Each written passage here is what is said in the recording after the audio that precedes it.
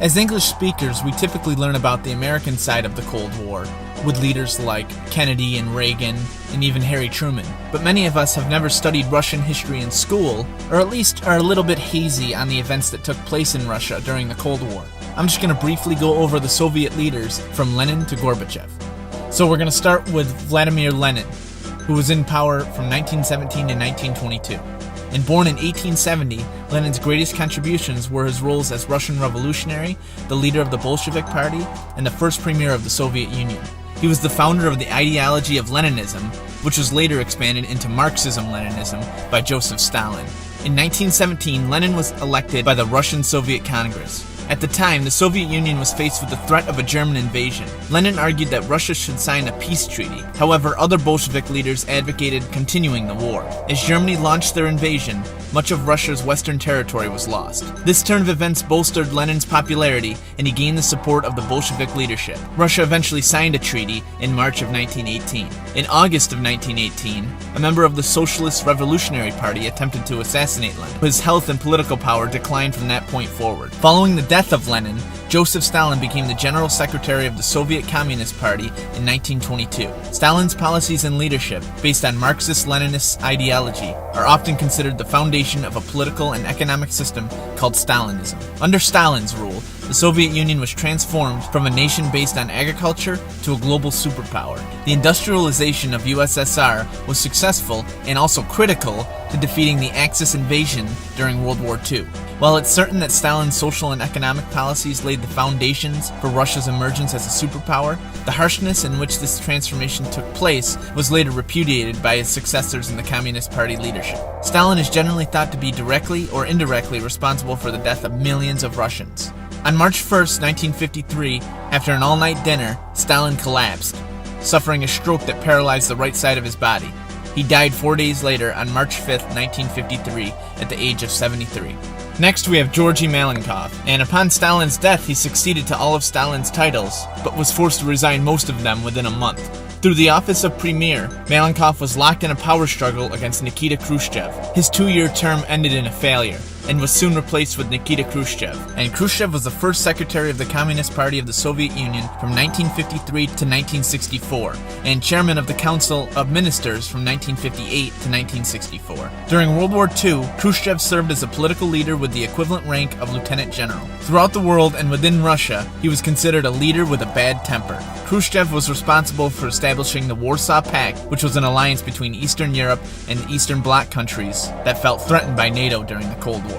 Khrushchev was also responsible for putting forth the doctrine of peaceful coexistence into foreign policy. He led the way for the Soviet space program that launched the Sputnik 1 and Yuri Gagarin into space. He played an important role in the deployment of missiles in Cuba, which led to the Cuban Missile Crisis. He is also responsible for the construction of the Berlin Wall in 1961.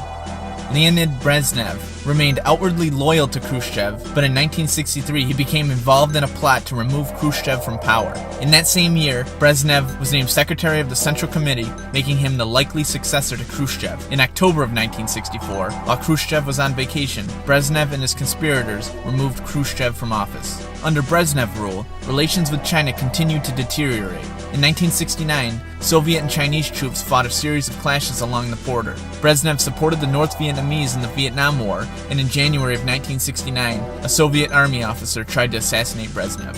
The highlight of Brezhnev's reign was the easing of tensions and the signing of the Helsinki Act in 1975, and this recognized the post-war frontiers in Eastern and Central Europe and effectively legitimized Soviet domination over the region. During the 1970s, the Soviet Union reached the peak of its strategic and world power due to the fact that a treaty established parity in nuclear weapons between Russia and the United States. The Soviet Union extended its political influence in the Middle East and Africa, and it also successfully intervened in the 1975 Civil War in Angola. The last years of Brezhnev's rule were marked by a growing personality cult, and his unfortunate legacy to his successors was his decision to intervene in Afghanistan in 1979, and this maneuver resulted in the subsequent grain embargo of the United States. Brezhnev died of a heart attack in November of 1982. Yuri Andropov was a Soviet politician and General Secretary of the Communist Party of the Soviet Union from November of 1982 until his untimely death just 16 months later. During his rule, Andropov made attempts to improve the economy and reduce political corruption. He initiated campaigns against alcohol and struggled to increase work discipline amongst the people of Russia. Unfortunately, these campaigns were carried out using an approach that was reminiscent of Joseph Stalin's strong-handed reign. Andropov made little progress in foreign policy as the war continued in Afghanistan. His rule was also marked by the weakening of relations with the United States. One of his most notable acts was responding to a letter from an American child and inviting her to the Soviet Union. After several months of failing health, Andropov died of kidney failure in February of 1984. Konstantin Chernenko was the General Secretary of the Communist Party of the Soviet Union and led the country from February of 1984 until his death 13 months later. Chernenko's rule represented a return to the hardline policies of Brezhnev. He supported a larger role for the unions, pushed for reform in education, and wanted to trim bureaucracy. Unfortunately, he also escalated the Cold War with the United States. Chernenko's poor health made him an ineffective governor of Russia. He was frequently absent from office. Surprisingly, Chernenko's short time in office brought about some significant policy changes. He gave much greater emphasis to public opinion and used the resources of his country to invest in consumer goods, services, and agriculture.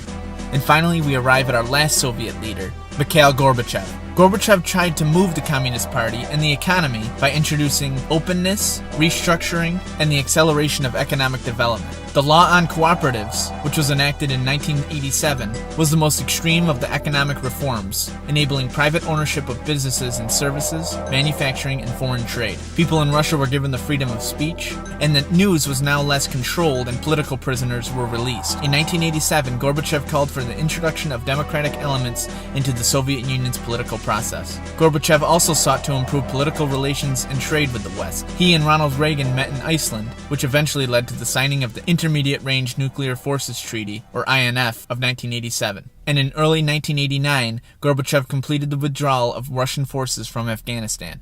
The loosening of Soviet control over Eastern Europe effectively ended the Cold War, and Gorbachev was awarded the Nobel Peace Prize in 1990. The democratization of the USSR stripped away the power of the Communist Party and Gorbachev, who was forced to resign on December 25, 1991, as the USSR disintegrated. Even if someone doesn't agree with the political ideology of a government, it's still possible to learn from their leaders and the history of their countries.